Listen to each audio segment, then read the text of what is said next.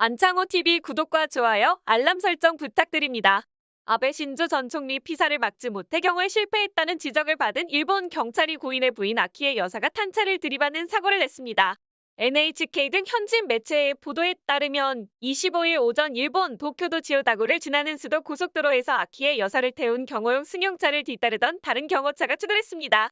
부상자는 없었으나 추돌 후 아베 전 총리의 부인인 아키의 여사가 분노를 숨기지 않으며 경호원들에게 큰 소리를 지른 장면이 포착되었습니다. 사고 후 경호차 2대가 도로 한쪽에 정차해 있는 모습이 근처를 지나는 차량의 블랙박스에 녹화됐다가 언론에 제공돼 공개되기도 했습니다. 사고가 발생한 곳은 합류로 인해 차로가 줄어드는 구역이었는데 뒤에서 따라오던 경호차를 운전하던 순사부장이 전방을 제대로 주시하지 않은 것이 원인으로 보인다고 교도통신은 전했습니다. 경시청은 앞으로 교양훈련을 철저하게 해서 같은 종류의 사고가 재발하지 않도록 하겠다고 말했습니다. 아베 전 총리는 참의원 선거를 앞둔 이달 8일 나라현 나라시에서 지원 유세를 하던 중 야마가미 테스야가 쏜 사제총에 맞고 목숨을 잃었습니다. 야마가미는 아베 전 총리의 후방에서 약 7m, 5m 떨어진 거리에서 한 차례씩 발사했는데 아베 전 총리는 두 번째 총격에 쓰러졌습니다. 현장에는 경시청 소속으로 중요 인물 특별 경호를 담당하는 경찰관인 SP 스큐리티 폴리스 등 복수의 경호 인력이 배치돼 있었습니다. 사건 당시 촬영된 동영상을 보면 1, 2차 총격 사이에 약 3초의 간격이 있었으나 경호원들이 아베 전 총리를 에워싸고 보호하는 등의 행동을 하지 않았습니다.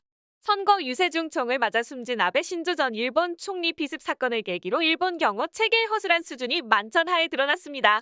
사건 당시 경찰 경호 문제를 비판하는 목소리가 일본 안팎에서 쏟아지고 있습니다. 아베 전 총리는 총리 재직 중에는 블라디미르 푸틴 러시아 대통령, 레제프 타이프 에르도안 티르키예 터키 대통령 등 수십 년 단기 독재자들과 함께 세계에서 가장 경호를 잘 받는 지도자들 측에 속했습니다. 하지만 전직 총리 신분이 된 뒤 그는 어이없게도 정치적 암살자도 아닌 통일교의 앙심을 품은 40대 무직자의 수재총에 맞아 67세의 세상을 떠났습니다. 26일 일본 마이니치, NHK 등 현지 언론에 따르면 일본 경찰청은 용의자 야마카미 데스야에 대한 수사와 별개로 나라 현경의 경호에 문제가 없었는지 등을 따로 조사 중입니다. 청은 경호 문제를 검증하는 별도 팀을 꾸려 나라현에 파견했습니다. 경호 대책 수립부터 인력 배치, 경호 절차 등 현장 대응 방식을 살펴본 뒤 8월 중 조사 결과를 발표할 계획입니다.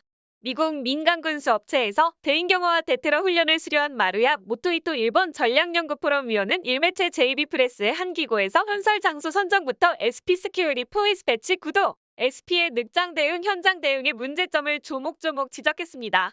SP 스큐리티 포리스는 경시청 경호가 소속 경찰관을 부르는 약칭입니다. 정부나 외국 중요 인사의 출타부터 귀가까지 집 밖의 경호를 담당합니다. 미국의 비밀경호국 시크릿 서비스 제도를 모방해 만들었습니다. 먼저 가드레일입니다. 아베 전 총리는 사방이 가드레일로 둘러싸인 약 50면적의 360도 열린 공간에서 수십 센치 높이의 연설대에서 연설했습니다. 가드레일은 폭발물 등 테러 발생 시 신속한 대피를 어렵게 하는 장애물로 가드레일이 처진 장소는 연설장으로 부적합하다는 분석입니다. 아베 전 총리 바로 뒤에 SP가 단 한 명도 배치되지 않은 점도 큰 문제로 지적됐습니다. 경호원은 경호 대상을 손 뻗으면 잡을 수 있는 거리에 서 있어야 습격이 있을 때 경호 대상자의 몸을 재빠르게 피하게 하고 칼이나 총탄을 대신 맞을 수 있다는 것입니다. 당시 현장에는 가드레일 안쪽에 SP 1명과 경찰관 4명, 바깥쪽에 경찰관 1명 등 경호 인력은 모두 5명이 배치됐는데 SP는 아베 총리 왼쪽 뒤편에 거리를 둬 서 있었습니다. 그 결과 아베 전 총리 바로 뒤는 열린 구조에서 총격범에 그대로 노출됐습니다. 이처럼 전 세계의 일본 경호 수준을 보여줌으로써 항상 비교 대상이 되는 건 한국입니다. 윤석열 대통령의 경호 수준부터 설명해드리겠습니다. 윤 대통령은 대통령 등의 경호에 관한 법률에 따라 당선일부터 현직 대통령에 준하는 가포 등급의 경호를 받고 있습니다. 이는 대통령 후보 때의 의료 등급보다 한 단계 높은 수준으로 당선인뿐 아니라 부인, 부모, 자녀 등 직계 가족에게도 모두 적용됩니다. 대통령 경호처는 당선인과 맞닿는 모든 것을 감식 점검합니다. 당선인이 머무는 자택과 사무실 근처에는 24시간 전담 경호원이 상주하며 당선인이 먹고 마시는 음식물도 모두 사전 검수가 이뤄집니다. 또한 내부에는 금속 탐지기가 설치돼 모든 출입자에 대한 검색이 실시됩니다. 이동 시에는 단거리에는 근접 경호원이, 원거리에는 적경 요원이 배치됩니다. 차량 탑승 시에는 특수 제작된 방탄 승용차를 이용하고 동선에는 사전에 폭발물 감식이 이뤄지며 경호차와 함께 경찰 특공대가 각각 100m, 50m 거리에 붙어 당선인을 호위하게 됩니다. 필요하면 교통신호도 통제가 가능하며 경찰과 군 동원을 통한 추가 경호도 받을 수 있습니다. 대통령 경호처에 따르면 대통령 경호처는 6공화국 노태우 정부 현재 이후 총 1만 1264건의 경호 작전 중 단 한 번의 실패도 허용하지 않았습니다. 이런 성적으로 ISO 9001 경호 업무 국가 정상회의 경호 안정 모델 국제표준화 인증까지 받아 세계 경호의 표준에 등극하기도 했습니다.